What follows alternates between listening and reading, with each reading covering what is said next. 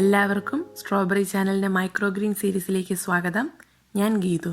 പച്ചക്കറികളിലെ പുതിയ താരമാണല്ലോ മൈക്രോഗ്രീൻ പച്ചിലകൾ. മുളപ്പിച്ച വിത്തുകളേക്കാൾ പോഷക സമ്പൂർണ്ണമാണ് മൈക്രോഗ്രീൻസ്. മറ്റ് ഇലക്കറികളേക്കാൾ ഏറെ ഗുണമുണ്ട് വളർച്ചയുടെ പ്രാരംഭ ദിശയിലുള്ള ഈ ചെടികൾക്ക്. ഈ മൈക്രോഗ്രീൻസ് നമ്മുടെ അടുക്കളയിൽ തന്നെ വളർത്തിയെടുക്കാൻ സാധിക്കും. മൈക്രോഗ്രീൻസ് എന്താണെന്നും അതിൻ്റെ ഗുണങ്ങൾ എന്തൊക്കെയാണെന്നും അത് മണ്ണില്ലാതെ ചകിരിച്ചോറിൽ നമ്മുടെ വീട്ടിൽ തന്നെ എങ്ങനെ വളർത്താമെന്നതിനെക്കുറിച്ചും വളരെ വിശദമായ ഒരു വീഡിയോ ഞങ്ങൾ നേരത്തെ ചെയ്തിട്ടുണ്ട്. അത് കാണാനായി മുകളിൽ കാണുന്ന ലിങ്കിൽ ക്ലിക്ക് ചെയ്യുക. അതുപോലെ തന്നെ ഡിസ്ക്രിപ്ഷൻ ബോക്സിലും കൊടുത്തിട്ടുണ്ട്. ഇതേ മൈക്രോഗ്രീൻസ് തന്നെ മണ്ണും ചകിരിച്ചോറും ഒന്നുമില്ലാതെ തന്നെ അടുക്കളയിൽ എങ്ങനെ വളർത്തിയെടുക്കാമെന്നാണ് ഇന്നത്തെ വീഡിയോയിൽ നിങ്ങളെ പരിചയപ്പെടുത്തുന്നത്. വീഡിയോയിലേക്ക് കടക്കുന്നതിന് മുന്നേ നിങ്ങൾ ഈ ചാനൽ ആദ്യമായാണ് കാണുന്നതെങ്കിൽ സബ്സ്ക്രൈബ് ചെയ്യാൻ മറക്കരുത്. അതുപോലെ തന്നെ നിങ്ങൾക്ക് ഈ വീഡിയോ ഇഷ്ടമായാൽ നിങ്ങളുടെ ഫ്രണ്ട്സും ഫാമിലിയുമായി ഷെയർ ചെയ്യാനും മടിക്കരുത്. ഞാനിവിടെ ഇതുപോലൊരു പ്ലാസ്റ്റിക്കിൻ്റെ ബോക്സാണ് എടുത്തിരിക്കുന്നത്. ഞാനിവിടെ മൈക്രോഗ്രീൻസ് വളർത്താനായി പേപ്പർ ടവൽ അഥവാ ടിഷ്യൂ പേപ്പറാണ് ഉപയോഗിച്ചിരിക്കുന്നത്. നമ്മൾ ഉപേക്ഷിച്ച് കളയുന്ന ഏത് തരം പാത്രത്തിൽ വേണമെങ്കിലും മൈക്രോഗ്രീൻസ് വളർത്തിയെടുക്കാവുന്നതാണ്. 3 ഇഞ്ച് പൊക്കമുള്ള ഒരു പാത്രമാണിത്. ഈ പാത്രത്തിന് തുളകളൊന്നും ഇടണ്ട, ഇത് ഇങ്ങനെ തന്നെ ഉപയോഗിക്കാം. പാത്രങ്ങളിൽ മാത്രമല്ല ചിരട്ടയിൽ പോലും ഇത് വളർത്താൻ സാധിക്കും. ഇനി ഇതിലേക്ക് ടിഷ്യൂ പേപ്പർ വെച്ച് കൊടുക്കാം. ഞാനിവിടെ ഒരു 3 ടിഷ്യൂ പേപ്പറാണ് ബേസ് ആയിട്ട് വെക്കാൻ വേണ്ടി എടുത്തിരിക്കുന്നത്. ഇതുപോലത്തെ വലിയ സൈസ് കിച്ചൺ ടവൽസ് ആണിത്. ഇത് ഈ പാത്രത്തിന്റെ അളവിലൊന്ന് മടക്കിയെടുക്കാം. ഇനി ഇവ ഓരോന്നായി വെച്ചൊന്ന് സെറ്റ് ചെയ്തെടുക്കാം.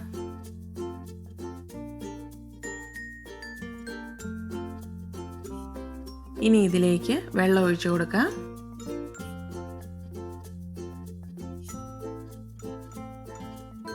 ഈ 3 ടിഷ്യൂ പേപ്പറും നന്നായി കുതിർന്ന് നനയുന്ന രീതിയിൽ വെള്ളം ഒഴിച്ചു കൊടുക്കുക. വെള്ളം കെട്ടിക്കിടക്കരുത്, കറക്റ്റ് പേപ്പർ ടവലിൽ നിൽക്കുന്ന രീതിയിൽ വെള്ളം ഒഴിക്കണം. ഇനി ഇതിലേക്ക് മുളപ്പിച്ച് വെച്ചിരിക്കുന്ന ചെറുപയറിന്റെ വിത്തുകൾ നിരത്തി കൊടുക്കാം. ചെറുപയർ 6 മണിക്കൂർ വെള്ളത്തിൽ കുതിർത്തതിന് ശേഷം അതിൽ നിന്നും വാരി ഒരു 8 മണിക്കൂർ മാറ്റി വെച്ചാൽ ഇതുപോലെ മുളച്ച് കിട്ടും. ഇത് നന്നായി തിക്കി നിറച്ച് തന്നെ ഇട്ട് കൊടുക്കാം. ഇത് ചെടികളായി വളർന്നു വരുമ്പോൾ നല്ല തിക്കായിട്ട് വരാൻ വേണ്ടിയാണ് ഇതുപോലെ നിറയെ വിത്തുകൾ പാകുന്നത്. ഇനി ഇതിന് മുകളിലായി കുറച്ച് വെള്ളം സ്പ്രേ ചെയ്ത് കൊടുക്കാം. ഇത് നനയ്ക്കാനായി ഇതുപോലെ ചെറിയൊരു സ്പ്രേ ബോട്ടിലോ അല്ലെങ്കിൽ ഞങ്ങൾ നേരത്തെ ചെയ്ത മൈക്രോഗ്രീൻ വീഡിയോയിൽ കാണിക്കുന്നത് പോലെ കുപ്പിയുടെ അടപ്പിൽ ഹോൾസ് ഇട്ട് കൊടുത്ത് ചെറുതായി വെള്ളം വരുന്ന രീതിയിൽ ഉണ്ടാക്കിയെടുക്കാവുന്നതാണ്. ഇനി ഇതിന് മുകളിലായി ഒരു ടിഷ്യൂ പേപ്പർ കൂടി വയ്ക്കണം. മണ്ണിനടിയിൽ നടുന്ന വിത്തുകൾ അത് മുളച്ച് പൊങ്ങുന്നിടം വരെ അതിന് ലൈറ്റ് ആവശ്യമില്ല. അതുകൊണ്ട് തന്നെ ഈ ഒരു ടിഷ്യൂ പേപ്പർ വെച്ച് ലൈറ്റ് ചെല്ലാത്ത രീതിയിൽ ഇത് മൂടി വെക്കുകയാണ്. ഇനി ഇതിന് മുകളിലായും കുറച്ച് വെള്ളം സ്പ്രേ ചെയ്ത് ഈ ടിഷ്യൂ പേപ്പർ ഒന്ന് നനച്ചു കൊടുക്കാം. ഈ ഈർപ്പം വിത്തുകളിൽ നിൽക്കാൻ വേണ്ടിയാണ് ഇതിന് മുകളിലും കുറച്ച് വെള്ളം സ്പ്രേ ചെയ്യുന്നത്. ഇപ്പോൾ ചെറുപയറിന്റെ മൈക്രോഗ്രീൻസിനുള്ള എല്ലാ സെറ്റപ്പും കഴിഞ്ഞിട്ടുണ്ട്. ഇതിനി അടച്ച് മാറ്റി വയ്ക്കാം. നിങ്ങൾ എടുക്കുന്ന പാത്രത്തിന് അതിൻ്റെതായ അടപ്പില്ലെങ്കിൽ സാരമില്ല, ഏതെങ്കിലും ഒരു മൂടി കൊണ്ട് ഈർപ്പം അതിനുള്ളിൽ നിൽക്കുന്ന രീതിയിലൊന്ന് മൂടി വെച്ചാൽ മതിയാവും. ഇതിനി 3 ദിവസങ്ങൾക്ക് ശേഷം മാത്രം എടുത്താൽ മതി. ഇത് നന്നായി മൂടി വയ്ക്കുന്നത് കൊണ്ട് ഈർപ്പം ഇതിനുള്ളിൽ തന്നെ നിൽക്കും. അതുകൊണ്ട് അതിനിടയ്ക്ക് വെള്ളം ഒഴിച്ചു കൊടുക്കുകയൊന്നും ആവശ്യമില്ല. ഇനി അടുത്തതായി വൻപയർ നടാം. ഇതും ചെറുപയർ നട്ടതുപോലെ തന്നെ ഇതുപോലെ ഒരു 3 ഇഞ്ച് ഹൈറ്റുള്ള പ്ലാസ്റ്റിക് പാത്രത്തിലാണ് നടുന്നത്. ഇതിലും 3 ലെയർ ടിഷ്യൂ പേപ്പർ വെച്ച് ഇത് നടാനുള്ള മീഡിയം തയ്യാറാക്കാം. ഇത് നന്നായി നനച്ചു കൊടുക്കാം. അതിന് മുകളിലായി മുളപ്പിച്ചു വെച്ചിരിക്കുന്ന പയർ വിത്ത് തിക്കി നിറച്ചു കൊടുക്കാം. നേരത്തെ ചെറുപയർ മുളപ്പിച്ച രീതിയിൽ തന്നെ ഒരു 6 മണിക്കൂർ കുതിർത്തതിന് ശേഷം 8 മണിക്കൂർ മാറ്റി വെച്ചാൽ ഇത് മുളച്ച് കിട്ടുന്നതാണ്. ഇനി ഇതിന് മുകളിലായി കുറച്ച് വെള്ളം സ്പ്രേ ചെയ്ത് കൊടുക്കാം. ഇനി അതിന് മുകളിലായി ഒരു ടിഷ്യൂ പേപ്പർ കൂടി വെച്ച് അതും ഒന്ന് നനച്ചു കൊടുക്കാം. ഇനി ഇതും മൂടി മാറ്റി വയ്ക്കാം. ഇതും 3 ദിവസങ്ങൾക്ക് ശേഷം മാത്രം തുറന്നാൽ മതിയാവും. ഇനി പാകുന്ന വിത്ത് കടുകാണ്. ഇതും നേരത്തെ ചെയ്തതുപോലെ തന്നെ ഒരു പാത്രത്തിൽ ടിഷ്യൂ പേപ്പർ ഇട്ട് മീഡിയം ഉണ്ടാക്കാം. അതിന് മുകളിൽ വെള്ളം ഒഴിച്ച് നനച്ചു കൊടുക്കാം. ഇനി ഇതിന് മുകളിലായി കടുക് ഇട്ട് കൊടുക്കാം. ഈ കടുക് കുതിർക്കുകയോ മുളപ്പിക്കുകയോ ഒന്നും ചെയ്യേണ്ട ആവശ്യമില്ല. ഇതിങ്ങനെ തന്നെ അങ്ങ് ഇട്ട് കൊടുത്താൽ മതിയാവും. നന്നായി തിക്കായി തന്നെ ഇട്ട് കൊടുക്കാം. ഇനി ഇതിന് മുകളിലായി വെള്ളം സ്പ്രേ ചെയ്ത് കൊടുക്കാം. ഇതിന് മുകളിലായി ഒരു ടിഷ്യൂ പേപ്പർ കൂടി വെച്ച് അതും കൂടി ഒന്ന് നനച്ചെടുക്കാം. ഇതും മൂടി വയ്ക്കാം. 3 ദിവസങ്ങൾക്ക് ശേഷം തുറന്നു നോക്കാം.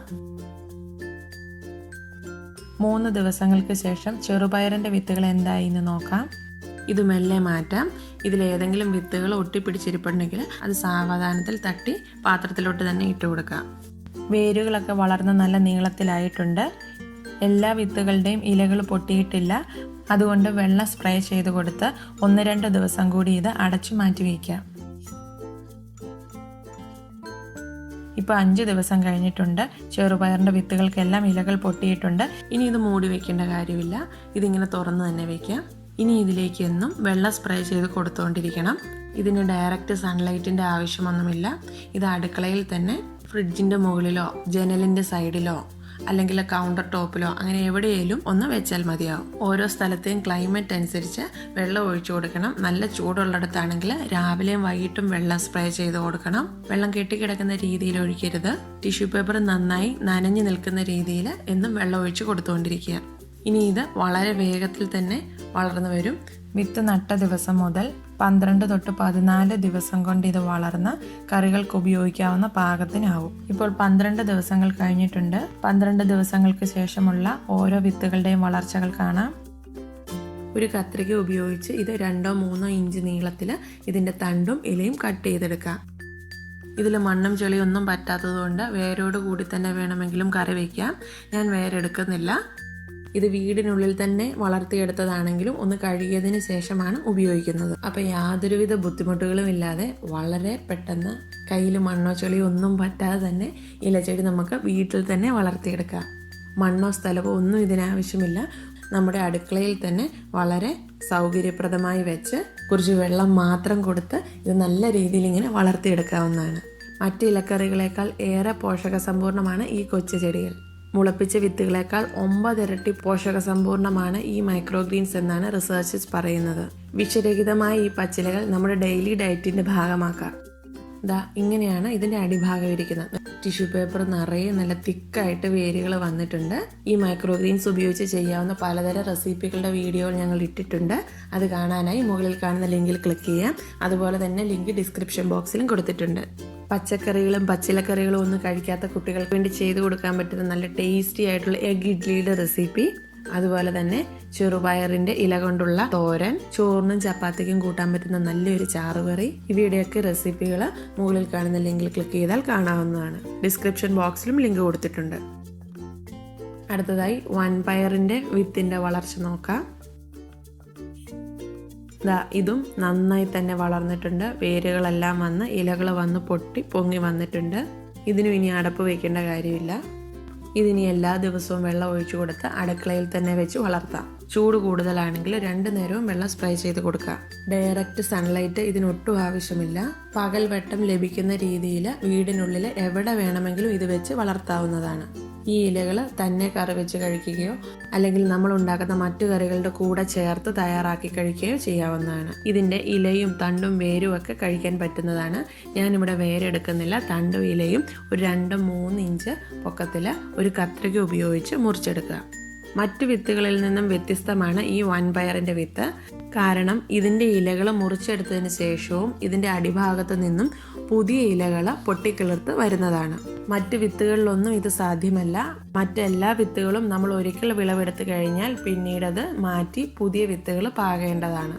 ഇത് വിളവെടുക്കുന്ന സമയത്ത് ഇത് മുഴുവനായി ഒരുമിച്ച് കട്ട് ചെയ്ത് മാറ്റണമെന്നില്ല. നമ്മുടെ ഓരോ ദിവസത്തെയും കറിയിലേക്കുള്ള ആവശ്യത്തിനനുസരിച്ച് കുറേശ്ശെയായി ഇലകൾ മുറിച്ചെടുത്ത് ഉപയോഗിക്കാവുന്നതാണ്. അഥവാ നമ്മൾ മുറിച്ചെടുത്ത ഇലകൾ ആവശ്യത്തിൽ കൂടുതലാണെങ്കിൽ അത് കഴുകുകയോ നനയ്ക്കുകയോ ചെയ്യാതെ ഇതുപോലൊരു സ്റ്റീൽ പാത്രത്തിൽ അടച്ച് ഫ്രിഡ്ജിൽ സൂക്ഷിക്കാവുന്നതാണ്. ഇത് കേടുകൂടാതെ 1 തൊട്ട് 2 ആഴ്ച വരെ ഫ്രിഡ്ജിൽ ഇരിക്കുന്നതാണ്. അടുത്തതായി കടുകിൻ്റെ വിത്തുകൾ പാകിയത് നോക്കാം.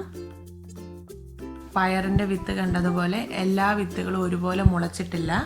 ഇവയെല്ലാം പൂർണ്ണമായി മുളയ്ക്കാൻ ഒരു 1-2 ദിവസം കൂടി ആവശ്യമുണ്ട്. എല്ലാ വിത്തുകളും മുളയ്ക്കാത്തത് കൊണ്ട് ഇതിലേക്ക് നമുക്ക് വെള്ളം സ്പ്രേ ചെയ്ത് കൊടുത്ത് 1 ദിവസം കൂടി ഒന്ന് മൂടി വയ്ക്കാം. ഇതിപ്പോൾ 5 ദിവസം കഴിഞ്ഞിട്ടുണ്ട്. വിത്തുകളെല്ലാം മുളച്ചിട്ടുണ്ട്. ഇനി ഇത് അടപ്പ് മാറ്റി എവിടെയെങ്കിലും വയ്ക്കാം. ഇതിലും എന്നും വെള്ളം സ്പ്രേ ചെയ്ത് കൊടുത്തുകൊണ്ടിരിക്കണം. ഈ കടുകിൻ്റെ ഇല കറികളിൽ ഉപയോഗിക്കുമ്പോൾ ഒത്തിരി അളവിൽ ഉപയോഗിക്കരുത്. ചെറിയ അളവിൽ മാത്രമേ ഉപയോഗിക്കാവുള്ളൂ. അതുപോലെ തന്നെ എല്ലാ ദിവസവും കഴിക്കാവുന്നതാണ്. പക്ഷെ ചെറിയ അളവിൽ മാത്രമേ കഴിക്കാവൂ. ഈ കടുക് മണ്ണിലോ ചകിരിച്ചോറിലോ നടുവാണെങ്കിൽ ഇതിലും നല്ലൊരു വളർച്ച ഉണ്ടാകുന്നതാണ്. ഇത് ടിഷ്യൂ പേപ്പറിലായതുകൊണ്ട് ഇത് ഇത്രയേ വളരത്തുള്ളൂ, ഇത് കൂടുതൽ ഇത് വളരില്ല. ഞങ്ങൾ നേരത്തെ ചെയ്ത മൈക്രോഗ്രീൻ വീഡിയോയിൽ കടുകിൻ്റെ ഭാഗം നിങ്ങൾക്ക് നോക്കാവുന്നതാണ്. ചകിരിച്ചോറിൽ നട്ട കടുക് നല്ല ശക്തിയായി തന്നെ വളർന്ന് നല്ല രീതിയിൽ വളർന്ന് വന്നിട്ടുണ്ട്. പക്ഷേ ഈ ടിഷ്യൂ പേപ്പറിൽ ആ ഒരു വളർച്ച കിട്ടിയിട്ടില്ല. വിഷമയമില്ലാത്ത ഈ പച്ചിലകൾ നമുക്ക് എല്ലാവർക്കും വീട്ടിൽ വളർത്താം, നമ്മുടെ ഡെയിലി ഡയറ്റിൽ ഉൾപ്പെടുത്തുകയും ചെയ്യാം. നിങ്ങൾക്ക് ഈ വീഡിയോ ഉപകാരപ്രദമെന്ന് തോന്നിയാൽ മറ്റുള്ളവരുമായി ഷെയർ ചെയ്യുക.